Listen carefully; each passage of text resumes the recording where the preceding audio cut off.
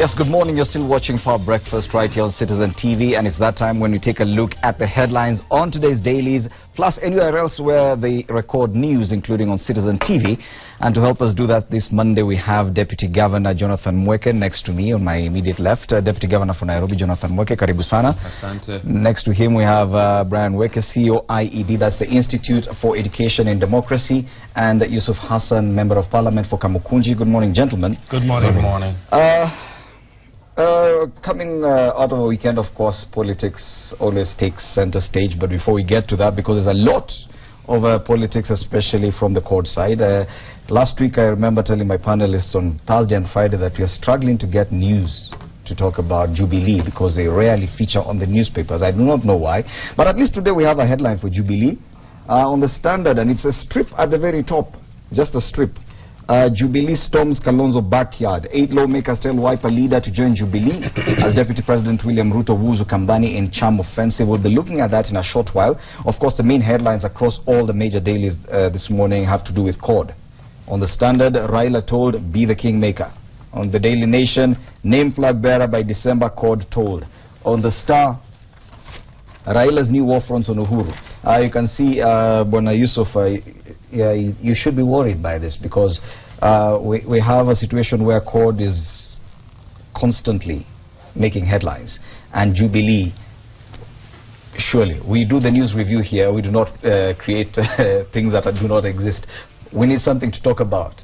Should we be worried? Yes, you should be worried. No, I think if you're setting the agenda, you should be on the headlines. I don't see CORD on the headlines. I see ODM on the headline. I see Wiper on the headline. I see Ford Kenya on the headline. A divided house that is very confused, is unable to agree on the way forward, confusing the Kenyan public, and I think their followers. We are aspiring to be a national party. We have moved on. We have already declared our national leaders, who is going to be the presidential candidate, who is going to be his deputy. We have sorted that out, and we're just watching this chaos. So you're actually comfortable with that featuring on any headlines for now? Absolutely. The only unfortunate thing is that the Standard says Jubilee storms Kalonzo's backyard. That's unfortunate. At least you get a headline. No, somewhere. because that's a misleading.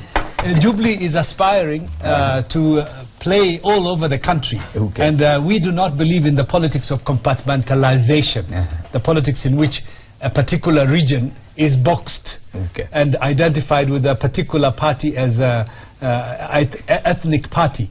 We are a national party. We are appealing to all Kenyans. We have already declared our position. Our leaders have been on the road. Our deputy president was in Western Kenya. He was in Kisii. Yesterday he was in the eastern region, as well as in Nairobi. And to a certain extent, maybe some of these headlines, newspaper headlines, also reflect the biases in the editorial. Are you accusing the media of bias now? The biases of the editorial boards. Across all major headlines? The editorial boards of the various newspapers. Surely. Yes. But anyway, before we talk about these matters that mostly have to do with CORD, admittedly, let's look at one story that's on the front page of the Daily Nation. It's actually on the inside pages of the Daily Nation, but it's been highlighted on the front page. Deadly force, police killing each other. Because we may discuss politics here day in, day out and forget about some of these things that are happening in the country.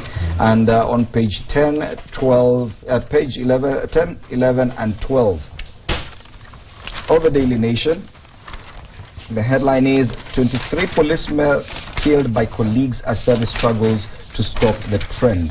They're saying at least 23 police officers were killed by colleagues in the 20 months leading to August 2016. That's a revelation according to Deadly Force, a database by Nation Newsplex. This is an exclusive report by the Daily Nation, and it talks about the killings within the force.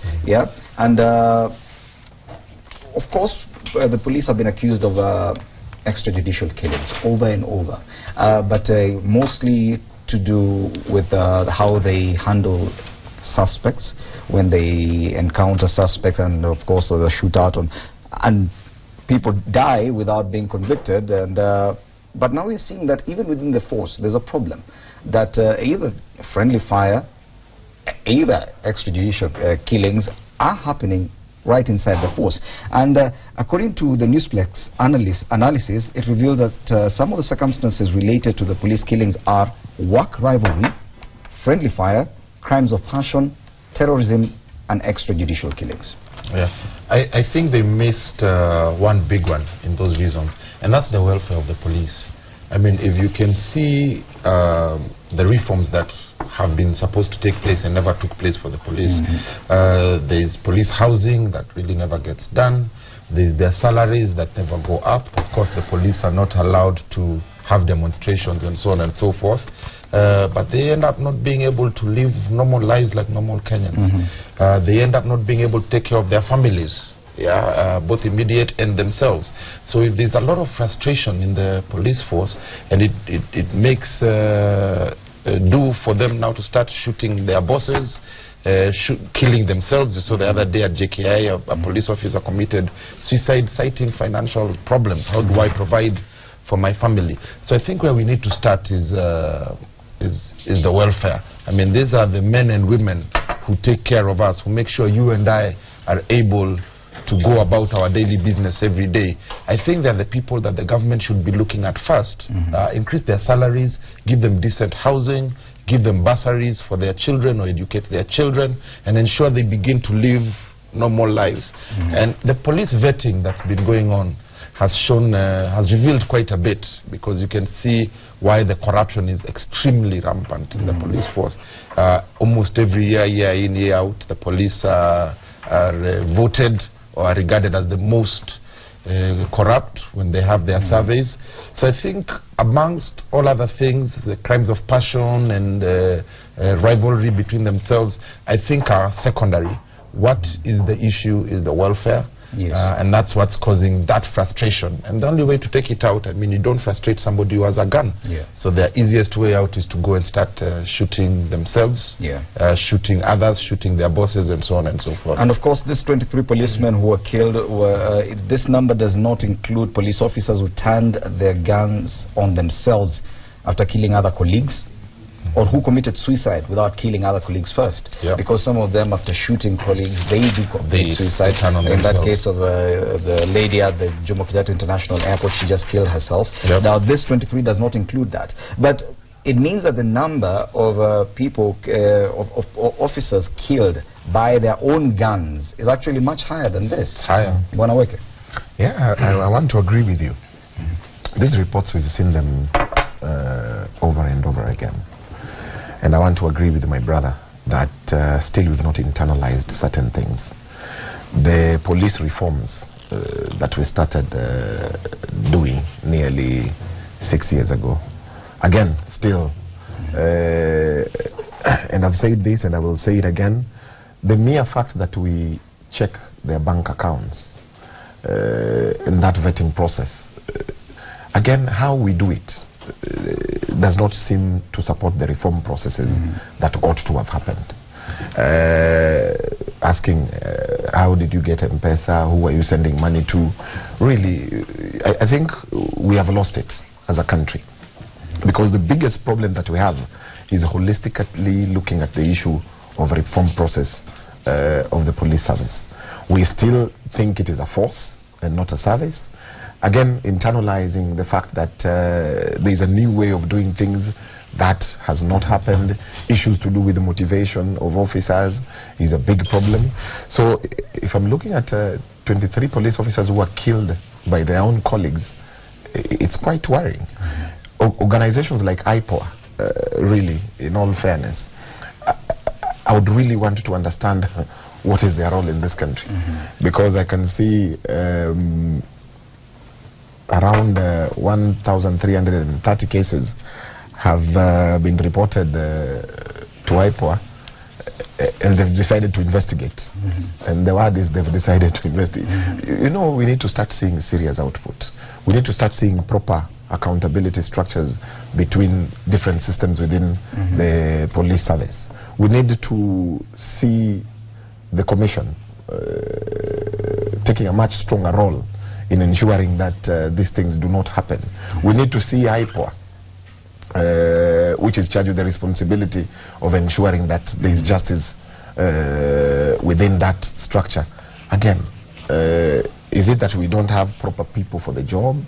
Is it that we are going through it the wrong way? So I think we really need to think through this. Yes, Bona Yusuf Hassan, of course, 23 in 20 months, that means at least one police officer is shot dead by his or her colleague every month, at least one. Leave alone who, those suspects who are shot and others who kill themselves, directly shooting a colleague. At least one every month. Yes, it is really a worrying trend.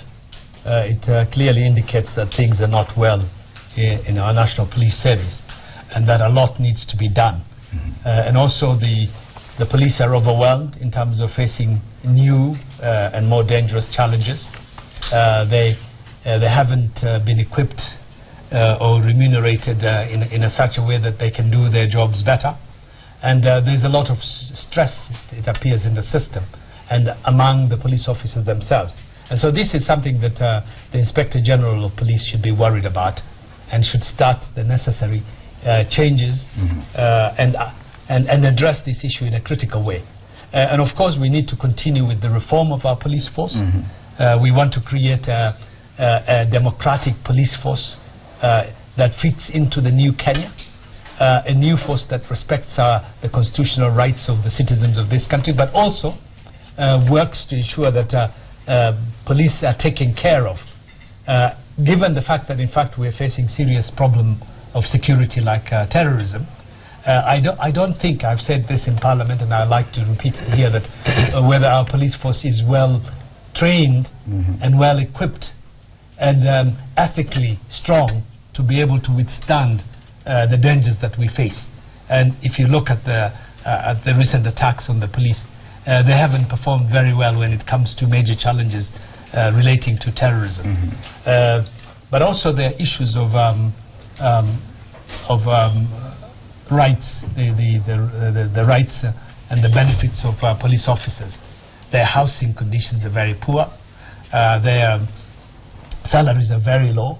We must do something to address those things in order to be able to create a professional police force with integrity, because some of these things reflect the inner problems that exist in our police force, and if we do not address, then we'll continue to have a police service that is not able to deliver, and police officers who feel dejected, stressed, depressed, and finally kill their colleagues or kill themselves. Yes. Now we'd like to move on to another story, and of course if you want to read in depth that report by the Daily Nation, is on the page 10, 11 and 12 on how policemen are killing their colleagues.